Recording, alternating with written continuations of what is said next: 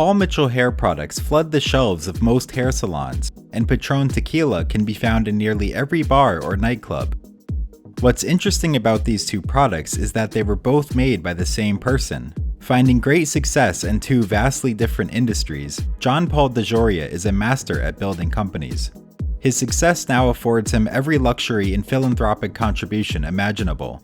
But this wasn't always the case, as he was homeless twice earlier in his life, truly starting from nothing. He went from living off of $2 a day to selling just one of his companies for over $5 billion. JP grew up in Echo Park, California, and had sales jobs at a young age, selling things like flower boxes, Christmas cards, and newspapers door to door. After high school and 2 years in the Navy, JP continued in sales by working for Collier's Encyclopedia. Encyclopedias being some of the most mundane items one could sell, it took him a week to make his first sale. But he was a natural salesman and quickly became one of the top sellers in the company and sold encyclopedias for 3.5 years. Selling encyclopedias door to door was tough work, but it was through this job JP really learned how to sell things to people and get them to listen to a story. In 1966, JP, just 22 years old with a family now, left the job to find a new one with more regular hours. He got a job as an announcer at a local racetrack, but it didn't offer many hours and it paid very little. He unfortunately fell into homelessness for the first time. After a few months, he was able to find consistent work through a recruiter named John Capra. JP took on a series of different sales jobs, selling everything from life insurance, medical supplies, and photocopiers. But one day, when looking for his next job, JP got a call from Capra, who told him he had an opportunity for him at Redken Laboratories. But it was in an industry unfamiliar to JP, and the pay would be low. The job was to sell hair care products to businesses in the beauty industry for just $600 a month.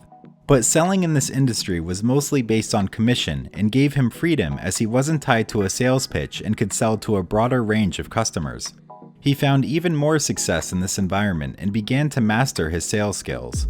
In under 2 years, he became Redken's national manager of chain salons and beauty schools, but left after disagreements with management about testing products on animals.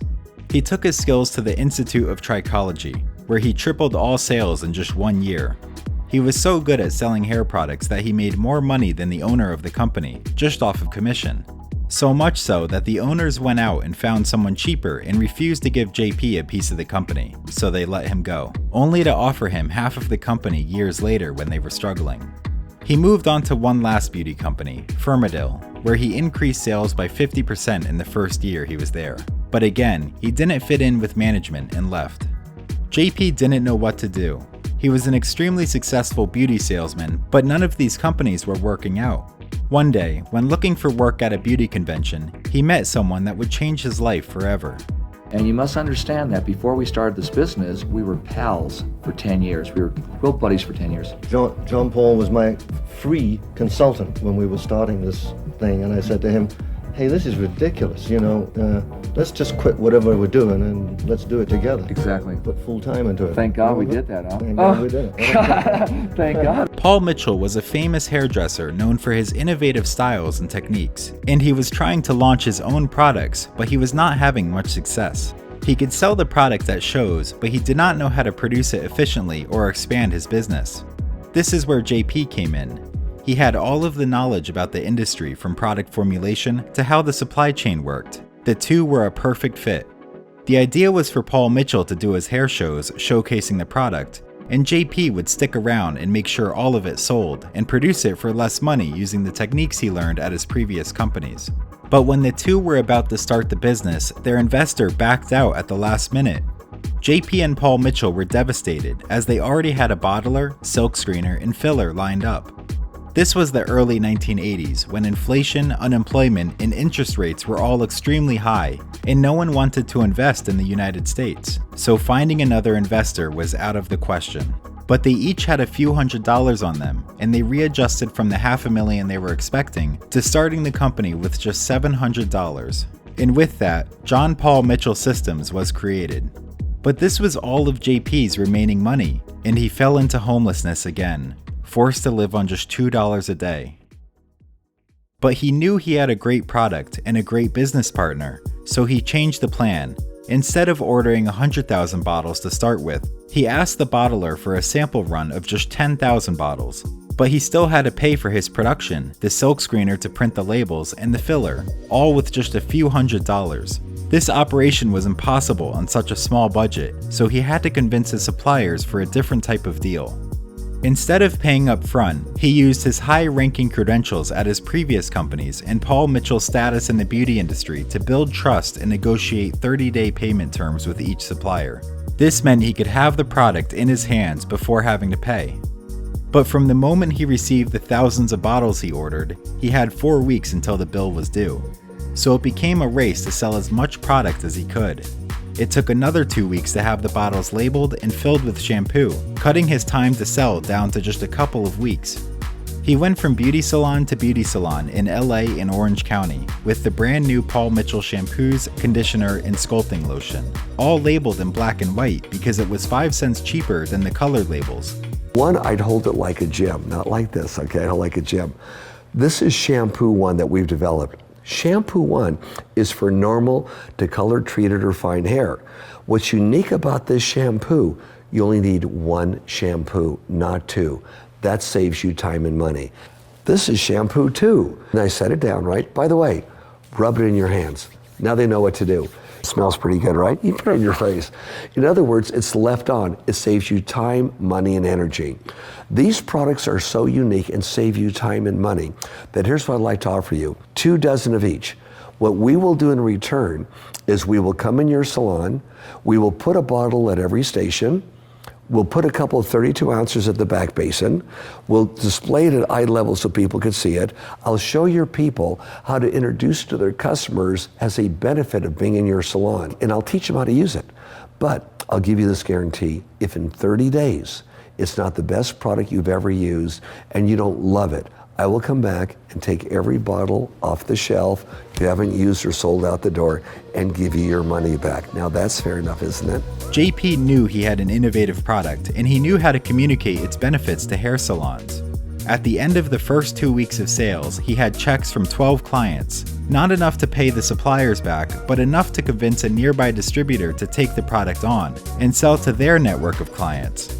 He also gave them a 5% discount on Paul Mitchell products if they would pay for the product immediately instead of their usual 45 days. So now JP could pay his suppliers back quicker, a strategy that saved his company from bankruptcy at the time. When the bill was due, we didn't have the money. We hadn't sold quite enough. But a couple of days later, I had enough money to call up. I called the guy and said, oh, by the way, I'm out of town now. I'll be there the day after tomorrow. And I sold.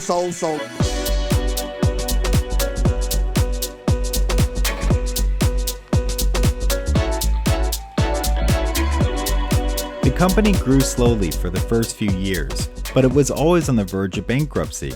However, it was during these early years that JP and Paul Mitchell revolutionized the hair care industry. JP only sold to hair salons so that the hairdressers could use the products on their clients and also sell to them so that the clients could use Paul Mitchell hair products between visits. Paul Mitchell's network of hair salons steadily grew, but it wasn't until the mid-80s when the company's growth started to take off.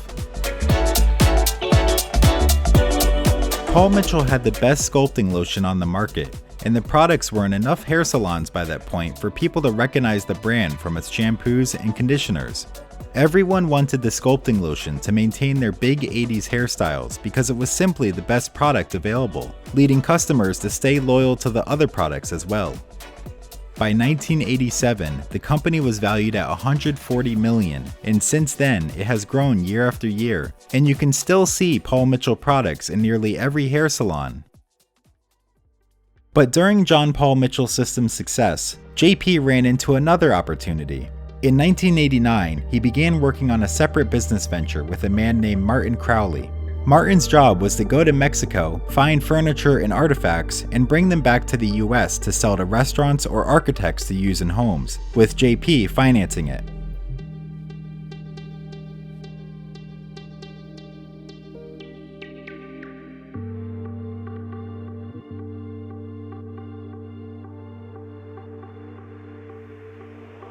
JP, who had made a fortune off of Paul Mitchell Systems by this point, was interested in pursuing new businesses. Tequila sparked his interest, and he told Martin to check out some distilleries during his next trip to Mexico. After visiting a few locations, Martin found one that stood out, and he brought a few bottles back to JP. The two described it as the smoothest tequila they ever had, and JP immediately saw an opportunity and told Martin to meet with the owner and bring back 1,000 cases. After slightly altering the formula and choosing a unique hand-blown bottle design, Patron was born.